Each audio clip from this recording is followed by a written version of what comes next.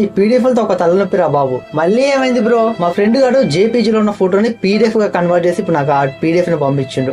ఆ పీడిఎఫ్ ని ఇప్పుడు జేపీజీ గా కన్వర్ట్ చేయాలంటే ఎలాగో తెలియట్లేదు. ఆ పీడిఎఫ్ ని ఒకసారి ఓపెన్ చేసి అందులో ఉన్న ఫోటోని స్క్రీన్ షాట్ తీసుకో బ్రో. ఇది చాలా ఈజీ కదా, అది మాకు తెలియదు. మరి అలా చేస్తే ఇమేజ్ క్వాలిటీ తగ్గిపోయింది.